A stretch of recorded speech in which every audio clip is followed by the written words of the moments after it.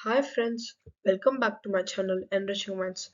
Today we are going to learn in our second part nutrition in plants. Come on, let's go into this chapter.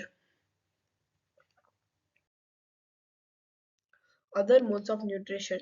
In the previous chapter we had learned what is a photosynthesis, how it's done, and what are heterotrophs and autotrophs. Here there we see some plants which are heterotrophs, insectivorous plants. The plants which depend on insects for their nitrogen requirement are called insectivorous plants. For example, here there are many plants which depend on other insects. Here in the if you see in the first picture, it's the pitcher plant. Pitcher plant, yeah, has a pitcher kind of and a lid on top of it. When insects fall into it, it closes its lid and the insect get trapped inside the pitcher. And this pitcher plant digests the insects that digest the insect and get the nutrition from it, nutrition and nitrogen from it. This is how a pitcher plant works. And the second the second picture is the Venus flytrap. If the Venus flytrap works as there are many yeah, it's a mouth kind of thing, having a teeth, and if any insects fall inside this open shaped mouth, and it closes its mouth and the insect get traps, and this insects without food, it dies and digests and Venus flytrap digests these insects. This is how other modes of nutrition, the first part insectivorous works, plants works. And now let's learn about the second part of it.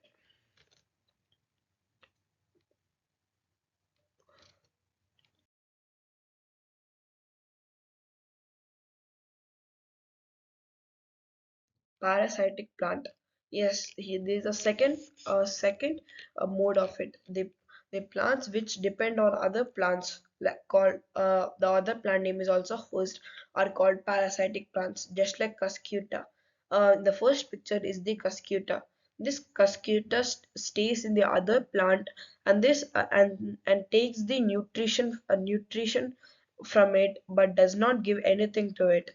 And this plant gives it shelter, food, and water, everything. And this cuscuta stays in the other plant, gets merged with it, and take half of the nutrition from that host plant. The host plant is the plant which gives the parasitic plant food, water, shelter, etc. And the second picture is the mistletoe. Mis- Mistletoe is a plant which stays on a tree. The green thing is the mistletoe. Even though it can do photosynthesis, but it wouldn't do. It stays on the tree for its food and shelter, water, etc. But mistletoe does not give nothing to the plant.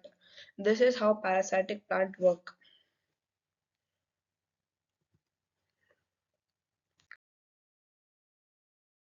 Symbiosis. This is a third mode of nutrition. For organisms which have mutual understanding between them are called symbiosis. Yes, the mutual understanding between them is called symbiosis, just like a friendship. In the previous slide, we had seen that the cuscuta plant gives the host plant nothing, but the host plant gives water, food, and everything.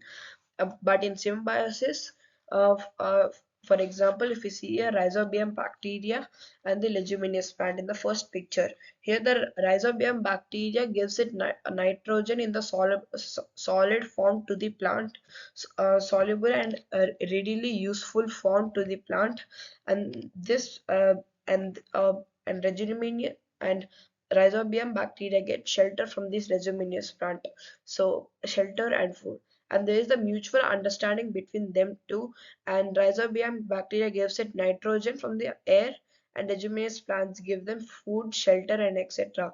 And these rhizobium bacteria stays in the soil and the roots of the plant, and these roots of the plant provided shelter.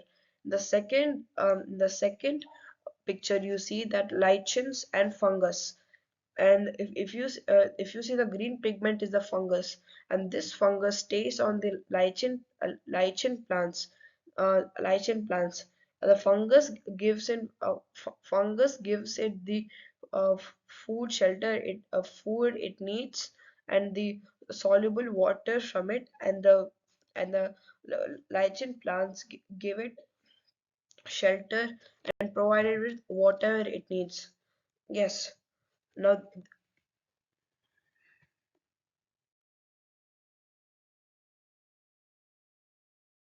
we are done with our chapter. Here we see that we learned many things. I'll see in the next chapter, making it about heat. Thank you.